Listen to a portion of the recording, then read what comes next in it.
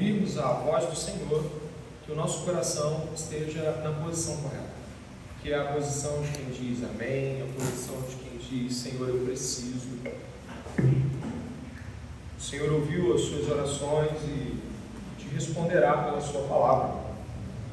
Eu gostaria então que você pudesse acompanhar comigo a leitura do capítulo 5, verso 1, e no verso de número 5, toda a igreja estará lendo em voz alta juntamente comigo. Capítulo 5, verso 1, assim diz a palavra do Senhor: Justificados, pois, mediante a fé, temos paz com Deus por meio do nosso Senhor Jesus Cristo, pelo qual obtivemos também acesso, pela fé, a esta graça, na qual estamos firmes, e nos gloriamos na esperança da glória de Deus. E não somente isto, mas também nos gloriamos nas tribulações, sabendo que a tribulação produz perseverança. A perseverança produz experiência, e a experiência produz esperança. Ora, a esperança não nos deixa decepcionados, porque o amor de Deus é derramado em nosso coração pelo Espírito Santo que nos foi dado. Pare comigo, pedindo ao Senhor que fale aos nossos corações, que abra os nossos corações. Pare comigo nesse momento. Pai, grandioso seja o teu nome entre as nações, seja louvado o nome do Senhor, o Deus que fez os céus e a terra, o Deus que controla o universo, as estrelas e cada átomo e molécula do nosso mundo, o Deus que sonda os nossos corações, o Deus que conhece o segredo dos homens. Te pedimos em nome de Jesus Cristo, sacrifício perfeito, que possamos esta noite, em Cristo Jesus, unicamente nele, ouvir a palavra de Deus e crer. Pedimos ao Senhor que tenha misericórdia das nossas fraquezas, das nossas limitações, que o nosso coração não esteja endurecido, mas amolecido, esperando o tratamento do Senhor, que o Senhor exponha os nossos pecados, que cada um de nós saia daqui com a certeza de que esperança somente em Deus, e que a verdade de Cristo Jesus liberte homens e mulheres aqui esta noite. Perdoa os nossos pecados, perdoa em Cristo Jesus, para que possamos oferecer sacrifício aceitável aqui, Senhor, de um coração puro, de um coração purificado pelo sangue de Jesus. Perdão, Senhor. Nos ajuda a entender o tamanho do perdão de Jesus Cristo. Te agradecemos por poder ouvir a palavra que será ministrada agora. Em nome de Jesus. Amém.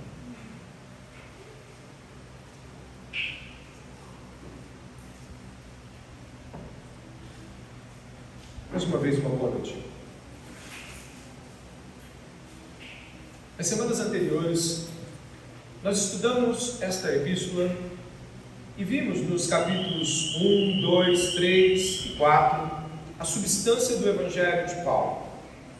O Evangelho de Paulo, que é o Evangelho de Pedro, que é o Evangelho de todos os apóstolos, que é o Evangelho que se prega nesta igreja, ele foi explicado principalmente à luz de uma doutrina extremamente profunda e que pelas últimas 2 semanas foi ensinada exaustivamente. Você deve lembrar, a justificação.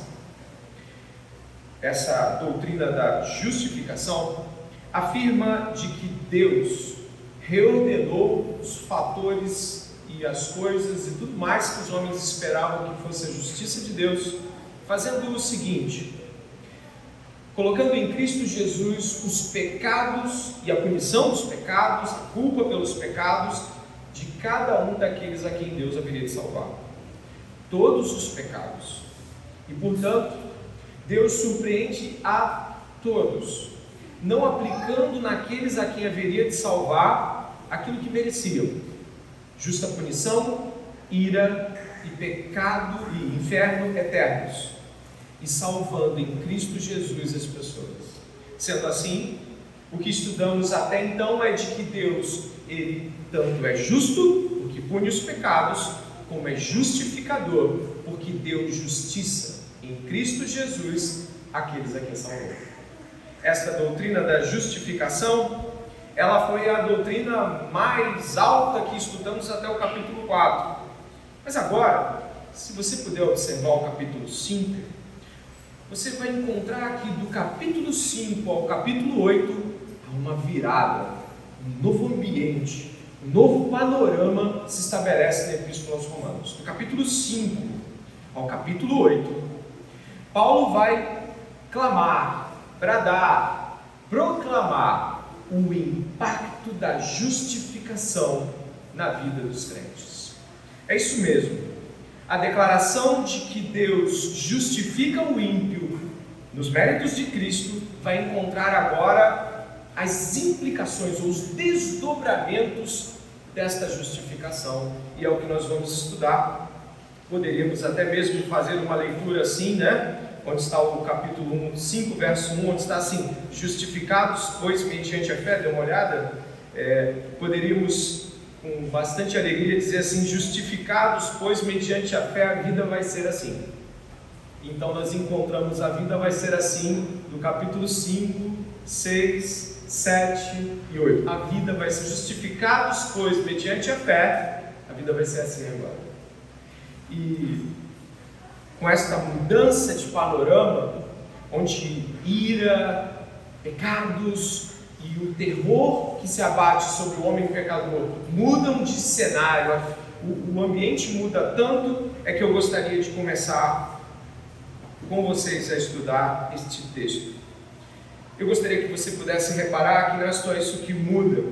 Olha o que diz o verso 1 e 2: justificados, pois, mediante a fé, temos aí paz com Deus por meio do nosso Senhor Jesus Cristo, pelo qual obtivemos, dê uma olhada na sua Bíblia, também acesso pela fé a esta graça a qual estamos.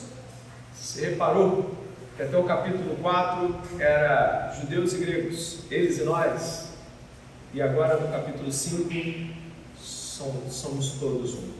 O capítulo 5 é de fato uma virada de cenário, uma virada de mesa. Eu gostaria de começar sobre o título do capítulo 5, verso 1 e 2, tratando o verso 1 e 2: a morte e a ressurreição de Cristo fazem toda a diferença hoje. Dê uma olhada aí mais uma vez no capítulo 5, verso 1: justificados, pois, mediante a fé, temos paz com Deus por meio do nosso Senhor Jesus Cristo, pelo qual obtivemos também acesso, pela fé, a esta graça, na qual estamos firmes e nos gloriamos na esperança da glória de Deus. Até aqui.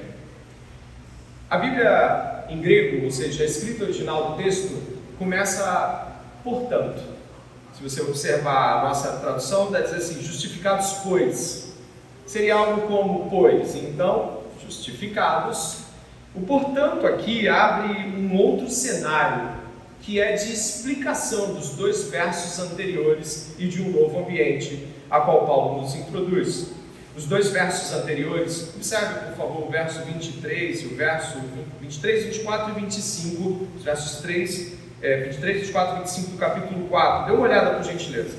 Diz assim, aí mesmo na epístola: e as palavras lhe foi atribuído, foram escritas não somente por causa dele, mas também por nossa causa, visto que a nós igualmente nos será atribuído, a saber, a nós que cremos naquele que ressuscitou dentre os mortos, a Jesus, nosso Senhor, o qual foi entregue por causa das nossas transgressões e ressuscitou para a nossa justificação. Então, capítulo 5 abre, portanto, ou pois, ou já que isto é o fato, vamos ao que aconteceu. Já que Jesus Cristo ressuscitou, foi morto por nossos pecados e ressuscitou, vamos ver o que isso vai fazer na sua vida. É isso, basicamente é isso. O coração do que nós vamos estudar aqui é: justificados por Deus, temos segurança e paz em todas as coisas que vamos ler. E isso deveria e deve acalmar o nosso coração. Primeiro que você olhando os versos 23, 24 e 25, eu vou pedir muitas vezes para você olhar a Bíblia, porque hoje o sermão é bem expositivo nesse sentido. Os versos 23, 24 e 25 não trabalham uma perspectiva psicológica ou algo como sinta isso no seu coração. O apóstolo Paulo vai tratar da morte e da ressurreição de Cristo como fatos objetivos. Eles aconteceram no tempo e no espaço e logo, portanto, o que se segue no capítulo 5 deve ser da mesma forma. Algo objetivo, algo concreto, algo real. A ideia aqui é de que toda a vida deve ser reinterpretada à luz da justificação. É isso mesmo, se você quiser anotar para meditar depois. Seus sentimentos, pensamentos, escolhas, tudo deve ser reinterpretado, ressignificado a partir da justificação, a partir do ato de Deus declarar uma pessoa que deveria ir para o inferno justa, limpa de seus pecados, perdoada e colocada diante de Deus, podendo se relacionar amplamente com Ele. Basicamente, a justificação mudou tudo. Vou repetir, a justificação mudou tudo. É um outro mundo com a justificação. O apóstolo Paulo vai dizer, inclusive, que essa justificação mediante a fé nos dá algo chamado paz com Deus. Dá uma olhada ali, por favor, no verso 1, eu vou pedir várias vezes para que você olhe a Escritura. Essa justificação mediante a fé nos dá paz com Deus. Queridos irmãos, o Evangelho ele não tem como objetivo trazer controle para a sua vida emocional. O Evangelho de Jesus Cristo, ele não é uma sugestão psicológica. O Evangelho de Jesus Cristo não é algo que vai te dizer o seguinte: eu estou te pregando o Evangelho e agora sinta a paz de Deus no seu coração fluindo por estas palavras. Não é isso. Se a morte e a ressurreição de Jesus Cristo são, tal como, fatos históricos que aconteceram de fato no mundo, a paz que Paulo está dizendo aqui, ela não é, num primeiro momento, um estado de se acalmar. É uma realidade. Estávamos culpados, indo para a morte eterna. E logo, pela morte e ressurreição de Cristo, e Ele ter levado os nossos pecados, estamos em paz com Deus, reconciliados com Deus. Não estamos mais em um conflito com Deus que nos levaria ao inferno. É isso que Paulo quer dizer. Ele não quer trazer isso primeiramente para o campo da subjetividade. Sabe, no nosso tempo, tudo está muito psicologista às vezes. As pessoas querem se sentir bem. Paulo não está preocupado com os nossos sentimentos aqui. Ele está falando de fatos concretos. Cristo morreu e ressuscitou, temos paz com Deus. A culpa foi retirada. Aquilo que viria a ser o julgamento final e a sua condenação foi retirado. Isso é concreto, isso é objetivo, isso é fato histórico. O Evangelho, primeiramente, ele não vai ser nunca uma solução para acalmar os seus ânimos, o seu desespero e sua ansiedade quanto à vida. Não, é fato concreto, algo aconteceu. Se você for comigo, por gentileza, até a própria epístola, ali no capítulo 6, você vai encontrar no verso 3 e 4, aí mesmo, né, talvez para alguns na mesma página quase, o capítulo 6, dê uma olhada, por favor. Ele vai dizer o seguinte, olha só, o apóstolo Paulo no verso 3 do capítulo 6. Ou será que vocês ignoram que todos nós que fomos batizados em Cristo Jesus, fomos batizados na sua morte? Fomos sepultados com Ele na morte pelo batismo, para que, como Cristo foi ressuscitado dentre os mortos pela glória do Pai, assim também nós andemos. Leia, por favor. Na verdade de vida. Cristo morreu e ressuscitou. Fato. A paz que indica o perdão dos pecados e a não culpa mais diante de Deus. Fato. Então o que tem que acontecer na vida do crente justificado? Fato. Mudou de vida. Fato. Está andando diferente. Fato, fato, fato. Nós não devemos subjetivar, trazer para a interioridade, pelo menos não no primeiro momento, porque obviamente o nosso interior vai ser abalado com essas verdades, mas não é o primeiro momento, estamos falando de fatos. E por que é importante assinalar que são fatos? Justamente pelo aspecto que Paulo está tratando as coisas. Ele não está tratando isso com simbolismos, ele está tratando isso como coisas concretas a qual você deve viver concretamente nelas. Você deve ter uma resposta à ressurreição. Você foi morto mesmo. Paulo não está fazendo jogo de palavras. Realmente foi morto. Algo que nós não podemos ver de modo visual, é algo invisível, mas alguém que crê em Cristo Jesus morreu para o mundo. É um aspecto sobrenatural que está sendo concretamente falado, que você morreu. Acabou. Aquela pessoa que era, como era, o que queria, o que desejava, aquela pessoa acabou. Agora você vai andar mediante a ressurreição de Cristo. E isso é algo muito grande. É muito grande porque nós sabemos que o Velho Testamento todo aponta, e eu acho que você, se já teve algum contato com o Velho Testamento, aponta para um juízo final. Aponta para um dia onde justos e injustos serão separados. O livro de Malaquias termina assim. Vai ter um dia que os justos e os injustos vão ficar completamente declarados. Todo mundo vai saber quem é justo e quem é injusto. As parábolas de Jesus também falam sobre separações como de joio e trigo. O que o Evangelho faz é uma antecipação para os salvos. No Evangelho, os salvos já sabem do seu destino antes do julgamento. Quando Cristo salva alguém, Ele já fala para ela sobre passado, presente e futuro. Passado, você estava morto. Presente, está vivo e ressuscitado. Futuro, você vai estar glorificado comigo eternamente. O julgamento não vai ser culpado, vai ser inocente, pelos méritos de Cristo. O Evangelho antecipa para o crente, para o salvo, o julgamento de Deus. E o que ele deve ter então? Paz. Ele está em paz. E aí sim, quando ele entende que a paz foi feita por um ato na cruz do Calvário, aí a paz interior vem. Não é uma sugestão de paz, é paz de fato. Se nós estivéssemos em guerra aqui, ok? E todos estivessem muito tensos com a possível invasão de uma nação ao nosso lado, a gente não ia ficar assim, sinta-se em paz, nada vai acontecer. Isso ia adiantar? Isso não ia adiantar. Olha, vamos todo mundo agora falar que estamos em paz? Fale comigo, em paz. Isso ia adiantar? Não. Imagine que se nós tivéssemos um conflito armado com uma nação vizinha há um ano, todo mundo muito preocupado com o bombardeio, coisas reais. E aí de repente sai na televisão, sai na internet que o presidente do Brasil fez um tratado de paz. Aí o que você sabe? Do fato, e o fato sim afeta você. Ufa! Agora estamos mais tranquilos. Foi feita a paz. É isso que Paulo está falando. Você precisa saber que um grande edito de paz aos rebeldes foi promulgado naquela Páscoa, naquele dia, 2000 anos atrás. Isso aconteceu. Você foi justificado ali.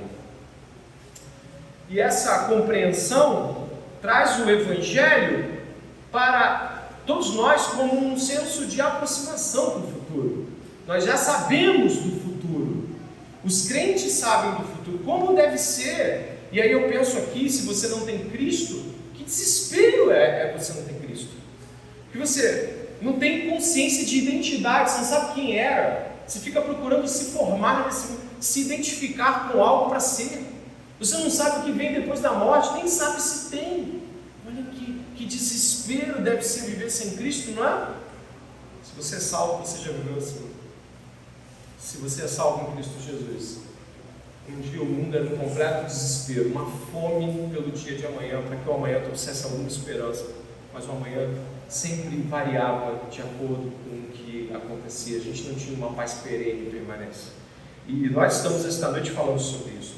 No 1 Coríntios capítulo 10, verso 11, o apóstolo Paulo fala que para nós o fim dos tempos já é chegado. Olha que coisa magnífica, você anota para ler depois, Coríntios 10, 11. O fim dos tempos para os crentes já é chegado. Eles já veem o que vai acontecer, eles já sabem, eles já estão tranquilos em relação a isso.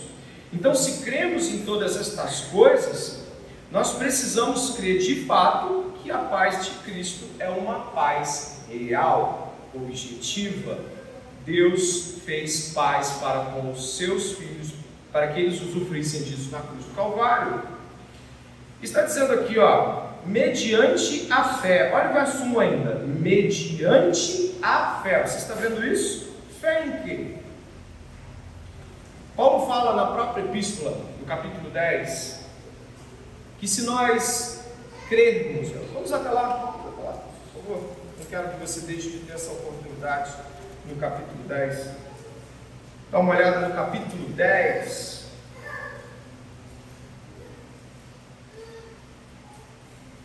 Vamos lá? Capítulo 10, verso 8. A gente pode começar do verso 8. 10, 8. Olha só. Porém, o que se diz? A palavra está perto de você, na sua boca e no seu coração. Isto é, a palavra da fé que pregamos. Se com a boca você confessar Jesus como Senhor, e em seu coração crer que Deus o ressuscitou dentre os mortos, você será salvo. Isso é fato concreto, não é subjetivo. Você recebe aquilo que é de Cristo. O que é crer em Cristo? É crer que Ele é o herdeiro dessa terra e de tudo aquilo que o Pai prometeu para aquele que fosse justo. Ele é herdeiro disso tudo. Ele é o herdeiro de todas as bênçãos que o Velho Testamento aponta que um filho de Deus deveria receber se fosse obediente. Você crê que Ele é sacrifício perfeito pelos pecados daqueles a quem Ele haveria de salvar, e se você é salvo em Jesus Cristo, é porque você crê que o sacrifício de Jesus é perfeito e foi aceito pelo Pai. Você crê que Ele obedeceu perfeitamente em seu lugar. Você crê que a morte de Jesus e a sua ressurreição apontam para a sua própria morte e ressurreição nele. Você crê que Ele está firme com o Pai, de tal forma que vocês também, que eu e você estamos firmes com o Pai. Sabe o que significa isso? Que quando você crê na morte e na ressurreição de Jesus, todas essas coisas você crê, vê nele e aponta para você. Você espera a morte e a ressurreição de Jesus na sua vida. Você crê que você está firme com o Pai, de que Jesus Cristo obedeceu no seu lugar, de que Jesus Cristo morreu no seu lugar, de que Ele é o herdeiro do Pai, de todas as grandes coisas que o Pai tem, e todas essas coisas são passadas para você por meio de Cristo Jesus. Isso é crer em Jesus, é crer na suficiência de Jesus. Logo, o Evangelho é uma declaração sobre o fim das coisas. É uma declaração sobre a paz que foi obtida na cruz do Calvário.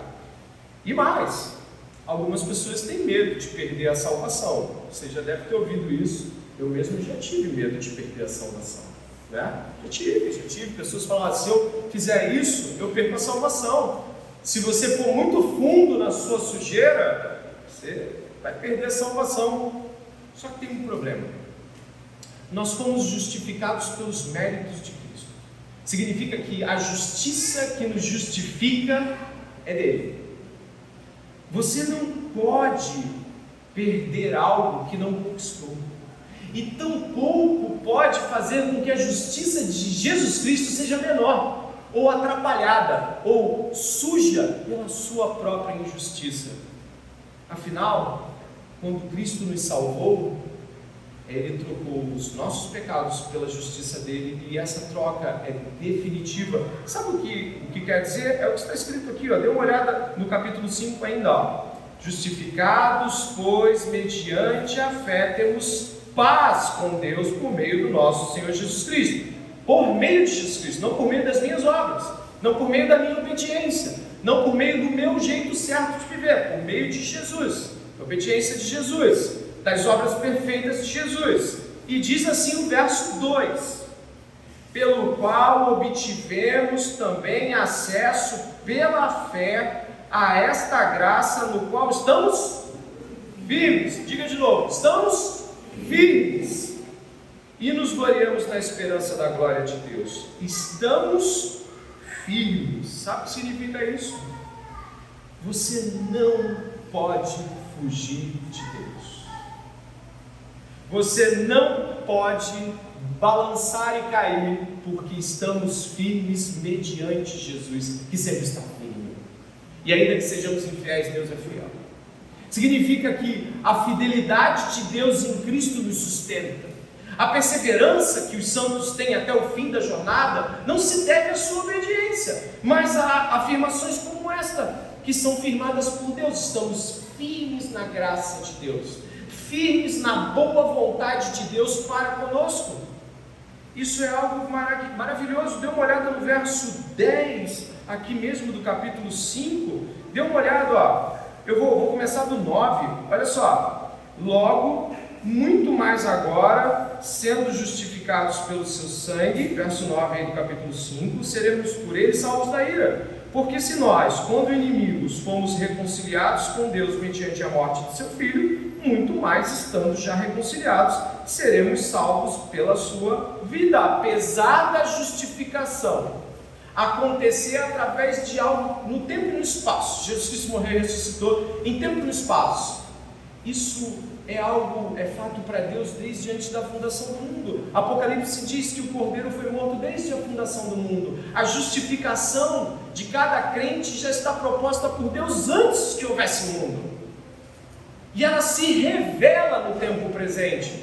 Mas é algo que vem antes de você. Vem antes do meu sim, Jesus, eu te amo. Ele nos amou primeiro. Ele nos amou quando nós não o amávamos. Ele nos desejou salvar quando nós não queríamos Deus. Logo, quem aqui pode dizer que aceitou Jesus sem que Jesus não tivesse aceitado você antes?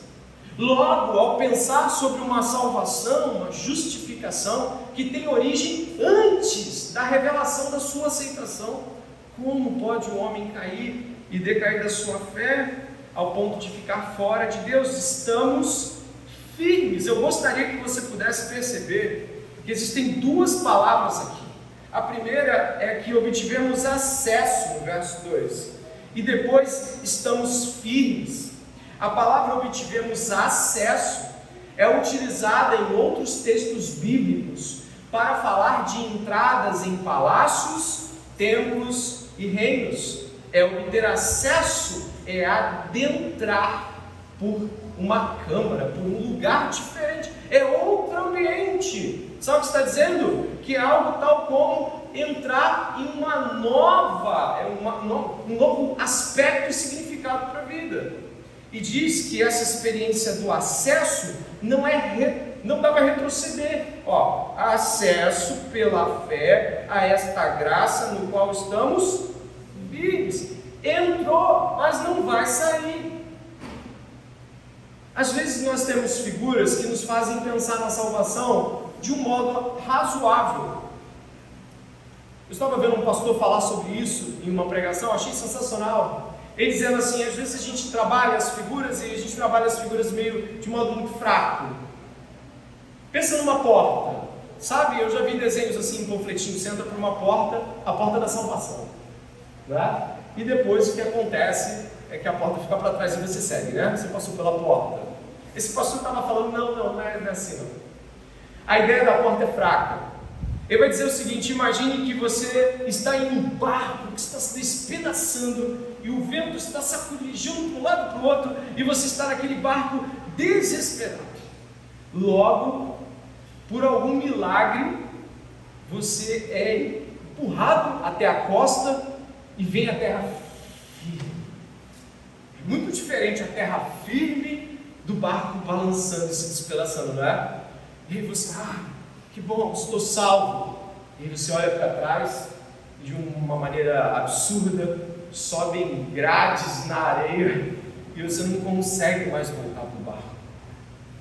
Embora a figura seja extraordinária, a ideia é a seguinte: a comparação é de um barco sendo despedaçado pelas ondas da vida, e aí você coloca os dois pés em uma areia e um solo firme, nunca mais volta para lá. Você não consegue mais voltar, isso está fechado para você. Estamos firmes nesta graça. E ao considerar estas realidades, nós percebemos que quando estamos falando sobre justificação mudou tudo. Nós agora não podemos mais voltar para onde estávamos. E mesmo quando por vezes nos inclinamos, aqueles que já tiveram essa experiência podem lembrar, às sujeiras que vivíamos e por vezes nos sentimos fascinados por aquilo que desperdiçamos. Sabe o que acontece? Deus vai lá e nos puxa com uma força enorme. Não nos dá mais possível esse retorno. Glória a Deus por isso. A justiça que nos foi colocada não é nossa, A salvação foi programada antes de que pudéssemos dizer sim. O plano de Deus é perfeito, louvado seja o nome do Senhor. E então, esta paz, dê uma olhada no verso 1 de novo, estamos já indo para o 3, mas o verso 1 ainda traz esta paz. O apóstolo Paulo, ele era um fariseu convertido. Ele foi também um grande estudioso da Torá e cresceu aos pés de Gamaliel. Ele fala essa palavra paz em todas as suas epístolas. E essa palavra ela não tem um significado apenas de apaziguamento para o apóstolo Paulo. A palavra paz, para um judeu como Paulo, tem a ver com shalom. Shalom é uma expressão muito mais ampla no judaísmo, que indica plenitude de paz. Indica celeiro cheio, fertilidade, pragas longe e paz com Deus. A relação com Deus está em dia. O apóstolo Paulo está falando de que esta paz é esta entrada que tivemos em este salão amplo do Senhor da graça, a qual não podemos mais retornar, porque o Senhor firmou isso. Estamos firmes nesta boa vontade de Deus de nunca nos permitir voltar e dar as costas e voltar definitivamente para o pecado. E glória a Deus por isso. Você pode agradecer a Deus, porque muitas vezes já deve ter tido vontade de coisas das quais reprova. E aí o Senhor veio com sua mão forte e te trouxe de volta ao senso de onde você está, de onde você saiu e para onde você vai. E glória a Deus por isso. A igreja sempre deve agradecer por isso, deve estar sempre no coração da igreja. Esta paz, esta justificação, este senso profundo de pertencimento a Deus, eles trazem um novo significado para a vida. Você pode ter certeza absoluta, porque a gente vai entrar agora assim nesse finalzinho, do verso 2, que vai dizer assim: e nos gloriamos na esperança da glória de Deus. A palavra aqui é a mesma que Paulo já tinha usado e reprovado antes. Paulo tinha reprovado que não devemos nos gloriar. Onde está o orgulho? Ele vai dizer a mesma palavra. Onde está o orgulho? Dá uma olhada comigo no capítulo 3, por favor. O capítulo 3 ele vai falar isso no verso 27.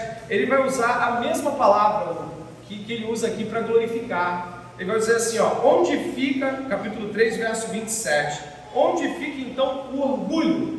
Onde fica então o gloriar-se? Ele usa a mesma palavra, mas como é que ele pode falar de orgulho e depois ele volta e a palavra agora faz sentido? Paulo aqui vai usar o termo orgulhar-se como alguém que tem agora uma certeza tão grande que pode falar disso de modo tão forte, tão proclamador, ao ponto de dizer: a única verdade é Jesus. Eu me glorio no Evangelho. Eu estou orgulhoso com o que Jesus fez na cruz por mim. Eu estou glorificando o fato de que só há um Deus verdadeiro, só há um Evangelho, só há uma verdade. Essas coisas são uma arrogância para o mundo.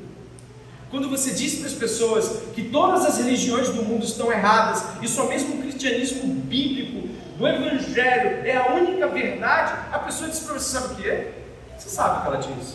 Você é o Senhor da verdade, a sua verdade está acima das verdades do mundo. É nesse sentido que Paulo está dizendo: glorie-se nisso. Podemos nos gloriar na justificação.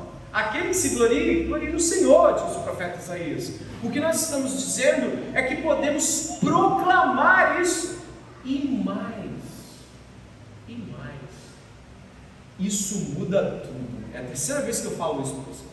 A justificação mudou tudo, mudou o mundo, mudou o sentido das coisas. Você quer ver? O verso de número 3 diz assim: e não somente, vamos lá, não somente isto, mas também nos gloriamos nas tribulações. Como assim? Tribulação é problema, tribulação é dor, tribulação é sofrimento. A gente se gloria no sofrimento. Agora a gente está aqui dizendo glória a Deus porque eu estou passando por essa situação terrivelmente difícil. É isso que eu lhe falei. A justificação muda tudo. Porque a justificação, ela é a luz do fim das coisas. Então agora a pessoa passa pelo sofrimento e ela não não olha mais para o sofrimento como ela olhava. Ela olha para o sofrimento como um ato que vai ter um significado final glorioso se for em Deus. Ela vai olhar para o sofrimento à luz da morte e ressurreição de Jesus. Não é mais o mesmo sofrimento, não é mais a mesma tribulação.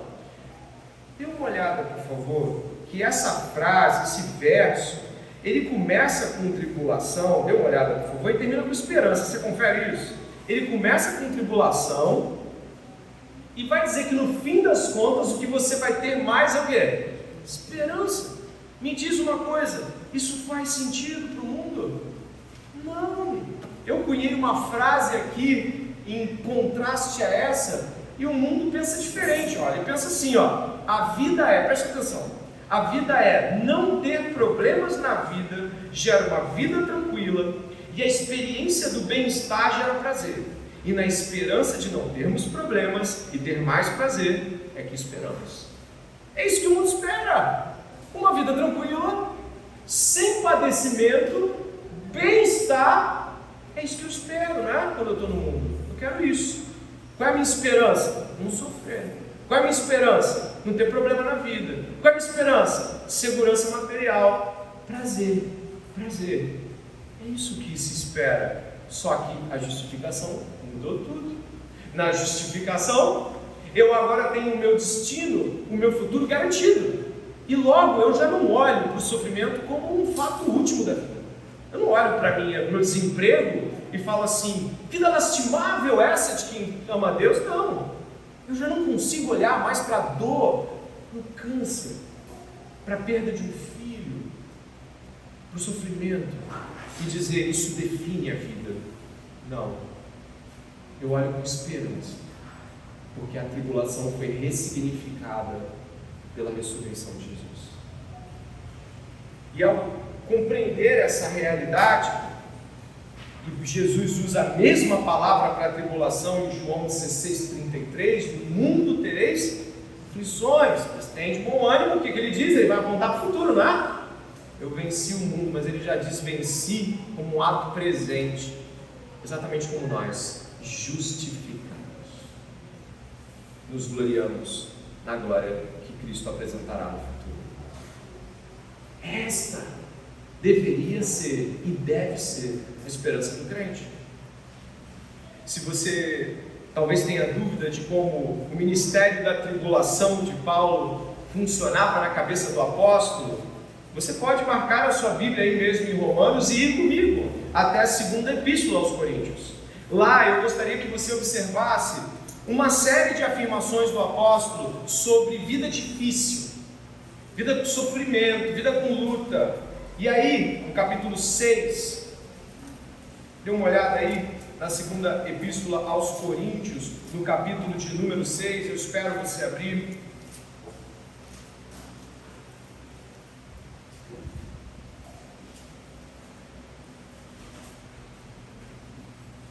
O capítulo 6 da Epístola aos Coríntios, no verso 3, vai dizer assim: não queremos dar nenhum motivo de escândalo em coisa alguma, para que o ministério não seja censurado.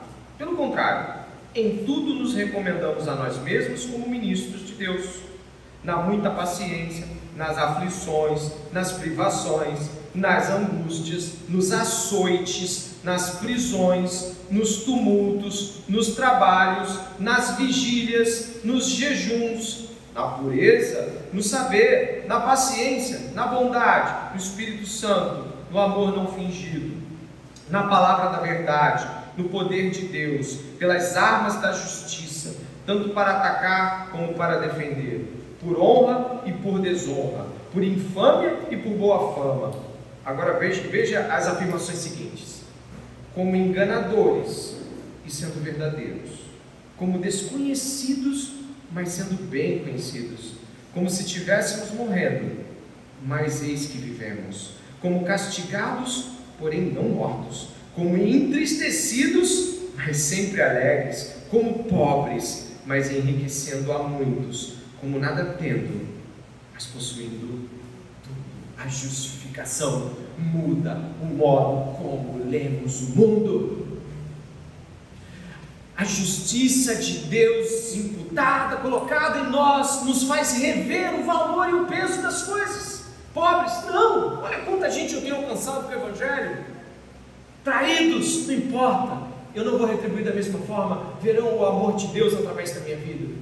Desconhecidos, tantas coisas muitos homens e mulheres de Deus fizeram ao longo da história que nós desconhecemos. Nós sabemos de alguns que fizeram grandes coisas, mas não sabemos da maioria deles que morreram e muitas vezes martirizados, desconhecidos, mas muito bem conhecidos por Deus. Há uma mudança de significado quando eu estou em Cristo Jesus. E é por isso que os cristãos não são, guarde esta frase, não são apenas convocados para suportar as aflições, mas para se alegrar nelas. É isso que você encontra aqui. Nos gloriamos, nos orgulhamos de estar apanhando em nome de Jesus. Não é assim que os apóstolos saíram daquelas primeiras surras com o Sinédrio, felizes por estar padecendo, sofrendo açoites em nome de Jesus Cristo. Nós precisamos ser diferentes, porque a justificação mudou tudo. E caminhando já para o término, eu gostaria de, juntamente com você, perceber que aí mesmo, dê uma olhada aí voltamos a Romanos, por gentileza, claro. Nós retomamos a epístola e a gente vai encontrar que o verso 3 vai dizer: não somente isto, mas também nos gloriamos nas tribulações, sabendo que a tribulação produz perseverança. A perseverança produz experiência, e a experiência produz esperança.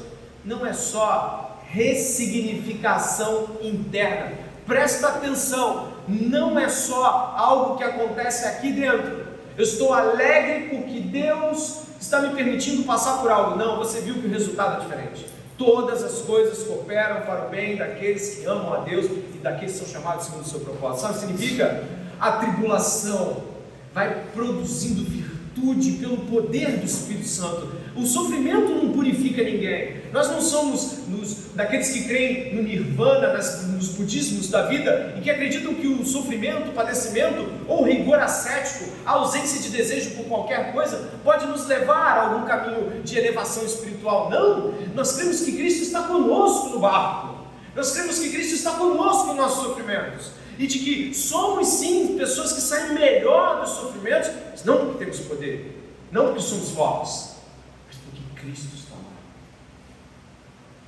E aí a esperança, em Cristo a esperança. E é por isso que muitas pessoas acreditam ter Cristo sem ter, porque quando chega o momento da decepção, da luta, daquela destruição, daquele cenário completamente atribulado, elas enfraquecem e saem da fé. Mas é possível, sinceramente, que nunca estiveram nela, porque o poder de Deus nos mantém firmes, como já lemos.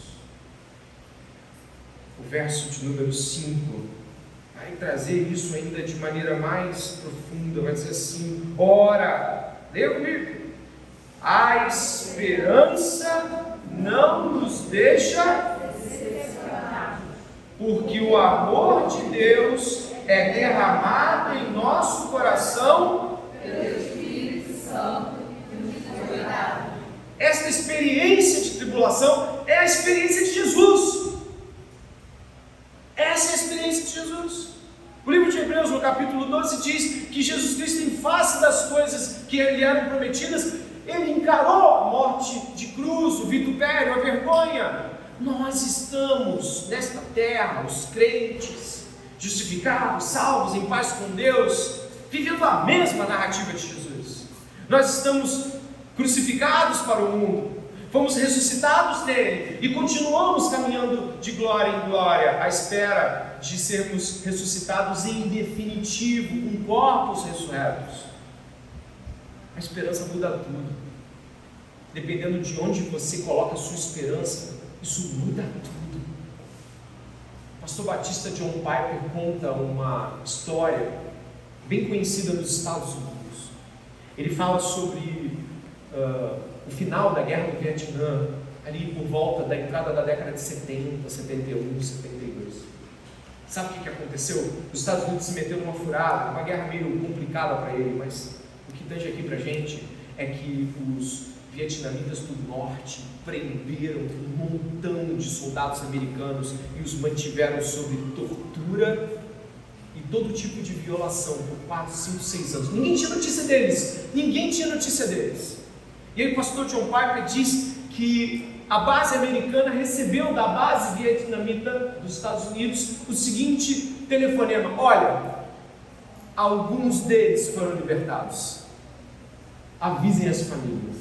Então eles ligaram para as famílias e falaram assim: ó, vá até a base da Marinha em San Diego, falaram lá da cidade, e quando vocês estiverem lá, esperem. Isso durou algumas semanas, o transporte deles, para chegar até os Estados Unidos. E fala que quando as famílias receberam o telefonema, elas ficaram vibrando. Eram esposas que há 5, 6 anos não estavam mais com seu marido, crianças que estavam lá com 1 ano, agora estavam com 5, 6, 7 anos, não se lembram do pai. E aí o pastor John Piper pergunta o seguinte: você acha que aquela esperança daquelas semanas mudou o dia a dia daquelas famílias? Eles estavam vivos, começaram a fazer preparações, festas. Vamos arrumar o quarto do papai e da mamãe, que agora o papai vai voltar. Filhos ansiosos para ver o rosto do seu pai pela primeira vez. Aquelas semanas, de acordo com aquela esperança, mudou todo o dia a dia daquelas pessoas. Você tem que entender isso. O apóstolo Paulo vai dizer que essa esperança não nos confunde. A esperança de que Cristo está vivo. Ele voltou da morte. Nenhum homem fez isso. Ele voltou da morte. Ele derramou todas as bênçãos que recebeu do seu Pai naqueles a quem Ele salvou. E se você é salvo em Jesus Cristo, tudo que Deus deu a Ele está dando a você e deu a você. E um dia estaremos com Ele. E um dia teremos corpos ressuscitados sem as doenças deste mundo. O pecado não mais reinará neste mundo. Ele será extirpado, lançado fora, e de nós mesmos não estará mais em nós. Essa esperança não confunde, ela muda tudo. A pessoa sai do domingo e vive a segunda de outra maneira. Se uma esperança pequena, como soldados voltarem da guerra depois de 6 anos dados como mortos, mudou a família daquelas pessoas por semanas, essa esperança deveria e deve mudar a nossa vida muito mais. E hoje aqui, irmãos queridos, talvez o desafio que você tenha seja o desafio de que as suas esperanças são erradas. São outras esperanças. Você espera que a vida dê certo. Você espera que as grandes coisas da vida são aquelas que você espera para cá. Emprego, casamento, filhos, sexo, comida, farta, família reunida no fim de semana. Um monte de coisa boa e legítima que se tornou a sua grande esperança. E por se tornar a sua grande esperança, quando eu falo para você, Jesus está vivo e espera por você. Ah, legal, pastor. Outras esperanças roubaram o seu coração. Esta esperança não te inunda, ela não te devasta, porque ao longo de semanas e meses, tudo que você esperava não era isso. Nos Estados Unidos do século XIX, onde houve um grande movimento de adventos, muitas seitas e grupos cristãos diziam que Jesus ia voltar. E aí criaram movimentos como Testemunho de Jeová, Adventismo, Sétimo Dia. Esses movimentos foram criados na expectativa de datas errôneas sobre a vinda de Cristo. Sabe o que essas pessoas faziam? Vendiam suas casas. Vendiam casas. E esperavam lá no lugar que aquele falso profeta disse que Jesus voltaria. Mas por quê? Eles colocaram uma esperança falsa, esperança errada. Jesus nunca disse que iria voltar em tal dia. Mas elas acreditaram numa falsa esperança e viveram de acordo com aquela falsa esperança. Mas eles não são diferentes daqueles que aqui estão, que também, assim como eu relatei, vivem outras falsas esperanças. Elas viveram a falsa esperança de uma data dada a homens de Jesus voltar. Você vive a falsa esperança de que a vida vai mudar por causa do seu emprego novo. Você vive a falsa esperança de que a vida vai mudar quando você tiver filho, casamento, ou se o casamento, meu casamento, quando ele estiver bem, o meu casamento está ruim, mas quando ele estiver bem, a vida vai mudar. Falsa esperança. Que bom que ele melhore, mas isso não é a esperança. E é por isso que a palavra está dizendo: esta esperança não te decepciona. Porque do mesmo jeito que Jesus Cristo viveu e esperou em Deus, os crentes são ordenados a viverem e a esperarem em Deus. E aí o Espírito Santo é derramado, o amor de Deus é derramado pelo Espírito Santo na vida da pessoa, e ela vive como aqueles que de fato esperam por Jesus, como aqueles que de fato esperam que Ele pode voltar daqui a alguns instantes, e aí um rompante nós estejamos vendo Jesus descendo em glória, e suas miríades de anjos enchendo o céu, e todos apavorados, alguns gritando glória, hosana, e outros, os crentes estavam cegos.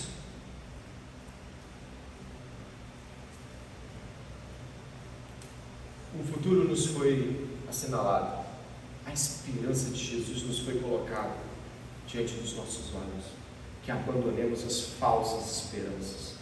2 Timóteo capítulo 2, verso 11, 12 e 13 diz assim, ouça por favor: palavra fiel é esta, que se morrermos com Ele, também com Ele viveremos, se sofrermos, também com Ele reinaremos, se o negarmos, também Ele nos negará, se formos infiéis, Ele permanece fiel, não pode negar a si mesmo.